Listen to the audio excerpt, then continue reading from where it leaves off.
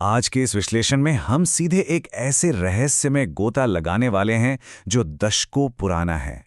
हम इसे सिर्फ एक अनसुलझे कोल्ड केस की तरह नहीं देखेंगे, बल्कि इसे एक बेटी की नज़र से समझने की कोशिश करेंगे। एक ऐसी बेटी जो अपनी लापता मां की तलाश में सिस्टम से, हालात से और समय से लड़ रही है। तो चलिए सीधे उस दिल दहला देने वाले सवाल पर आते हैं जिसने इस पूरी कहानी की नींव रखी।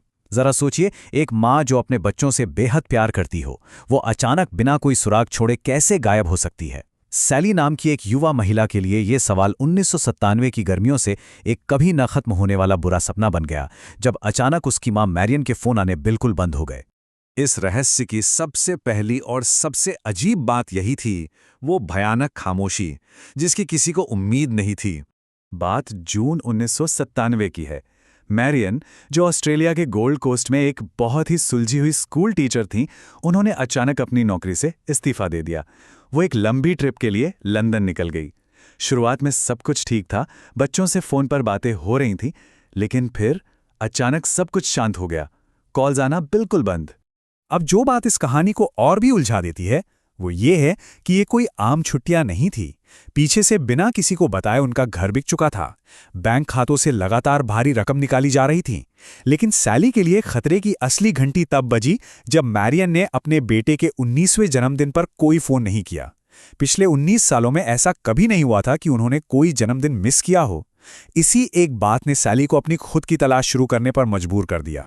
जाहिर सी बात है, जब ऐसी चीजें होती हैं तो इंसान सबसे पहले पुलिस के पास जाता है। सैली ने भी यही किया, लेकिन वहां जो हुआ वो बेहद निराश करने वाला था। मदद की गुहार लगाते हुए सैली को सिस्टम के एकदम ठंडे रवैये का सामना करना पड़ा। पुलिस ने मैरियन को मिसिंग पर्सन मानने से ही साफ इनकार कर दिया। उनका सीधा सा तर्क था कि मैरियन अपनी मर्जी से अपना परिवार छोड़कर एक नई जिंदगी शुरू करना चाहती हैं। लेकिन सैली अपनी मां के स्वभाव को जानती थी। उसे 100% यकीन था कि उसकी मां अपने बच्चों को इस तरह कभी नहीं छोड़ सकती। इसके बाद के साल सैली के लिए किसी खौफनाक सपने से कम नहीं थे, लेकिन इन्हीं दुखों ने उसके इरादों को फौलाद बना दिया। इस तलाश के दौरान सैली की जिंदगी में दुख का पहाड़ टूट पड़ा। पहले उसके पिता की मौत हुई और फिर उसके इकलौते भाई ने सुसाइड कर लिया। लेकिन कहते हैं ना कि जिंदगी कभी-कभी सबसे गहरे दुखों के बीच से रास्ता दिखाती है। जब सैली खुद 2 बच्चों की मां बनी तो उसे प्रत्यक्ष रूप से यह एहसास हुआ कि एक मां और उसके बच्चों के बीच का बंधन कितना अटूट होता है। इसी एहसास ने सच को सामने लाने की उसकी जिद को एक नई आग दे दी। और फिर जांच में एक ऐसा खुलासा हुआ जिसने पूरी की पूरी टाइमलाइन को पलट कर रख दिया। एक प्राइवेट डिटेक्टिव ने जो जानकारी खोजी वो हजम करना बहुत मुश्किल था। मैरियन लंदन में नहीं रुकी थी। वो अगस्त 1997 में चुपके से वापस ऑस्ट्रेलिया आ गई थी। वापस आकर उन्होंने कानूनी तौर पर अपना नाम बदल लिया था और एक पूरी तरह से नई पहचान बना ली थी। वो खुद को लग्जमबर्ग की एक हाउसवाइफ बता रही थी। आखिर अपनी पहचान इस तरह छिपाने की वजह क्या हो सकती थी? ये साफ तौर पर एक बहुत बड़े खतरे का इशारा था।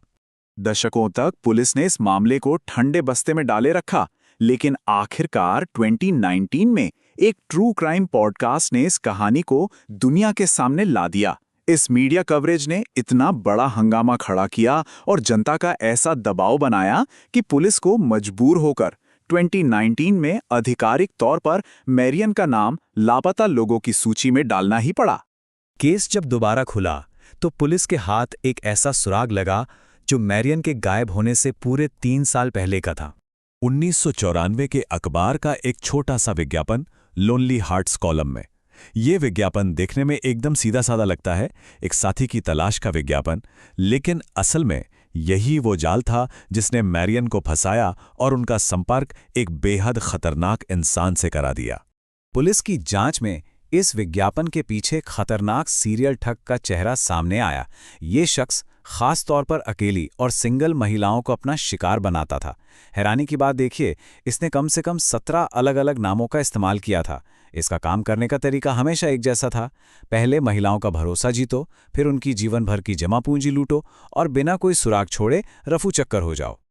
अब ऐसा लग सकता है कि मुजरिम मिल गया तो कहानी खत्म और न्याय मिल गया, लेकिन असल जिंदगी इतनी आसान नहीं होती। न्याय प्रणाली यहां आकर पूरी तरह से बेबस नजर आती है और यही इस केस की सबसे ज्यादा हताश करने वाली सच्चाई है। वो संदिग्ध ठग इस बात को मान लेता है कि हां, उसने विज्ञापन दिया था, वो मैरियन से मिला भी था और उसने 17 फर्जी नाम भी इस्तेमाल किए। लेकिन कानून सबूत मांगता है। जब तक कोई बॉडी ना मिले या हत्या का कोई ठोस सबूत ना हो, पुलिस उस पर कोई भी आपराधिक चार्ज नहीं लगा सकती। ये पूरा विश्लेषण हमें एक बहुत ही बेचैन करने वाले सच के सामने लाकर खड़ा कर देता है। इतने सालों की जद्दोजहद, पुलिस का भारी भरकम इनाम और एक बेटी की न टूटने वाली हिम्मत, इन सब के बावजूद वो आखिरी सुराग आज भी गायब है। अगर मैरियन अपनी मर्जी से छुपी हैं, तो इतने दशकों की ये खामोशी क्यों? और अगर उनके साथ कुछ बुरा हुआ है, तो उसका सबूत आखिर कहाँ है? ये वो सवाल हैं जो आज भी जवाब का इंतजार कर रहे हैं।